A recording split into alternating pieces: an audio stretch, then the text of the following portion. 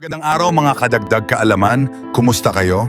Handa na ba kayong malaman ang mga kakaibang trabaho na siguradong magpapanganga sa inyo?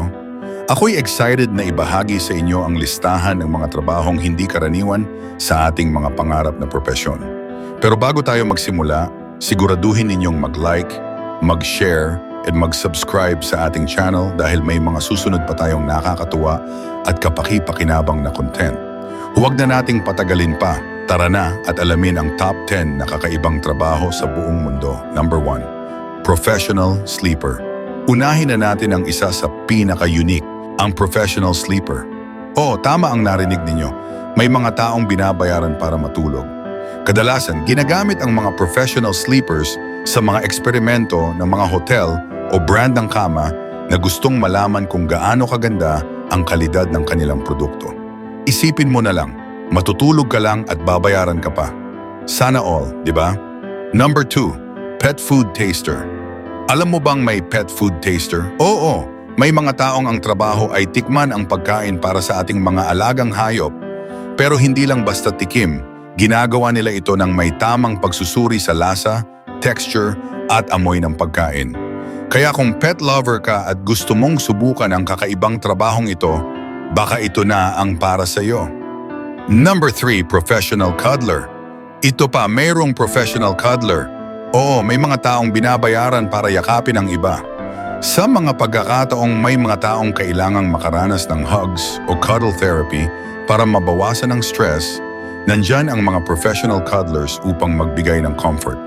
Kung mahilig kang magbigay ng yakap at komportable kang gawin ito, baka ito na ang opportunity na hinahanap mo. Number 4, Futurist. Narito naman ang mas kakaibang trabaho, ang futurist. Hindi pa natin sigurado kung may teknolohiyang makakagawa nito ng eksakto, pero ang mga futurist ay mga eksperto na sumusubok mag-predict kung ano ang magiging hitsura ng ating hinaharap. Kung meron kang foresight at mahilig kang mag-isip ng mga bagong invention, trends, at teknolohiyang makakapagpabago sa mundo, pwede kang maging isang futurist.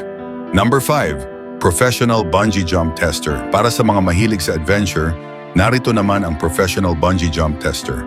Isipin mo, ang trabaho mo ay subukan ang pinaka-exciting at nakakatakot na bungee jump spots sa buong mundo. Kung ikaw ay isang thrill seeker at hindi takot sa heights, baka ito ang trabahong swak sa iyo. Bukod sa kaligtasan, sila rin ang nagdadagdag ng excitement sa bungee jumping experience. Number 6, Ice Cream Taster.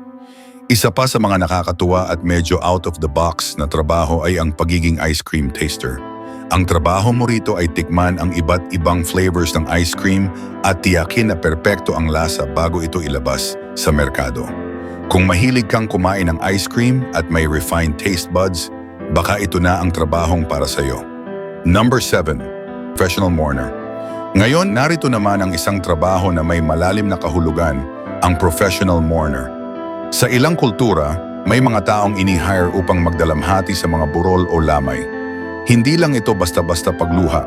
Kailangan dito ng acting skills at respeto. Ang kanilang trabaho ay magbigay ng dignidad at paggalang sa mga pumanaw na hindi makakakuha ng sapat na atensyon sa kanilang huling sandali. Number 8, Virtual Gold Miner. Malapit na tayong matapos, pero heto pa, ang Virtual Gold Miner. Isipin mo, may mga taong kumikita sa pamamagitan ng paglalaro ng online games at pagbebenta ng mga virtual items or in-game currency. Para sa mga mahilig sa gaming, baka ito na ang pagkakataon mong gawing trabaho ang iyong hilig. Number 9, Odor Judge. At narito na ang isa pang kakaibang profession, ang Odor Judge. Oo, may mga taong may trabaho na suriin ang iba't ibang uri ng amoy. Gamit ang kanilang matalas na pang-amoy, nagbibigay sila ng pagsusuri sa mga produkto tulad ng pabango at cleaning products. Kung ikaw ay may pambihirang sense of smell, baka ito na ang trabahong para sa iyo. Number 10, Color Specialist o Colorist.